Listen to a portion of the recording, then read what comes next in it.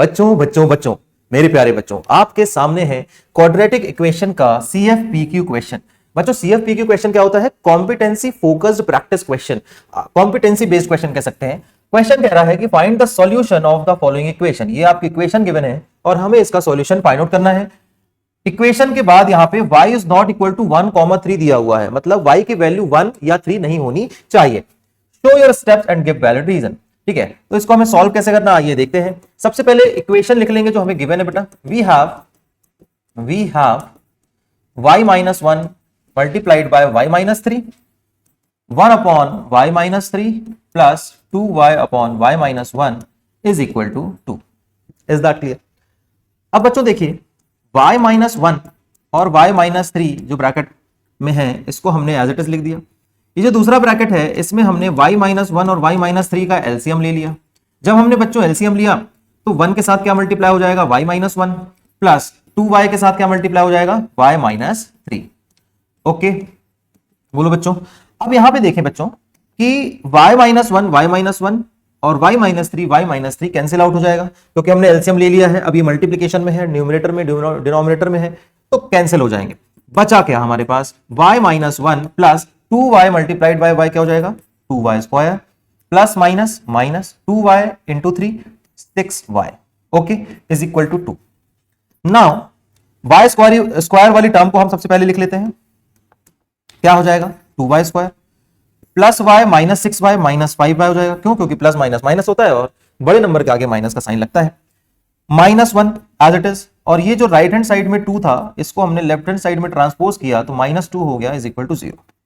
हमारे पास इक्वेशन आ गई 2y square minus 5y minus 3 is equal to 0।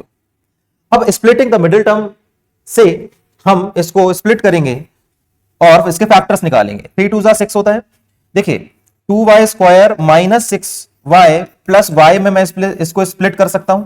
Is that clear? क्यों? क्योंकि 3 2 बेटा क्या होता है? 6 होता है एंड 6 और उसमें y अगर मैं माइनस कर दूं, और ध्यान रखना है कि 6y के आगे माइनस का साइन होना चाहिए क्योंकि यहां पे 5 के आगे माइनस का साइन है।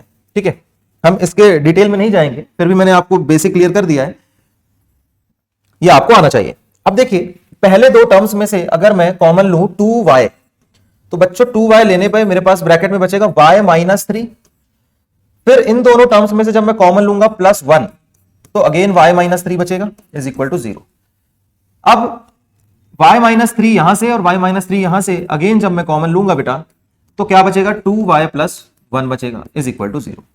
अब y माइनस 3 को 0 के इक्वल रख देंगे और 2y प्लस 1 को भी 0 के इक्वल रख देंगे तो y की वैल्यू हमें 3 मिल जाएगी और यहां से y की वैल्यू हमें क्या मिल जाएगी? Minus 1 upon 2। 1 को उधर भेजेंगे माइनस 1 हो जाएगा और 2 नीचे आ जाएगा। अब ध्यान दीजिए कि हमें दिया हुआ था कि y की जो वैल्यू है वो 1 और 3 नहीं होनी चाहिए। ठीक है, ठीक है, तो हम क्या करेंगे? लिखेंगे since y can not be equal to 1 और 3 therefore y is equal to क्या हो जाएगा? माइनस 1 अपॉन 2 हो जाएगा। हम ये वैल्यू नहीं लेंगे, हम ये वाली वैल्यू लेंगे। ठीक है, इज दैट क्लियर? तो ये रीजन हो गया। शो योर स्टेप में हमने सारे स्टेप शो कर दिया। वैलिड रीजन जो हमारी y की वैल्यू माइनस 1 अपॉन 2 क्यों है और 3 क्यों नहीं है, इसका वैलिड रीजन हमने दे दिया कि भाई क्वेश्चन में दिया था कि y is not equal to 1 और 3 है तो y की वैल्यू नहीं हो सकती है। इज दैट क्लियर बच्चों? Take the screenshot of this. अगर आप ऐसे ही कॉम्पिटेंसी बेस्ड क्वेश्चंस को चाहते हैं कि मैं एक्सप्लेन करूं आपको चैप्टर वाइज, तो कमेंट सेक्शन में लिखकर जरूर बताइएगा।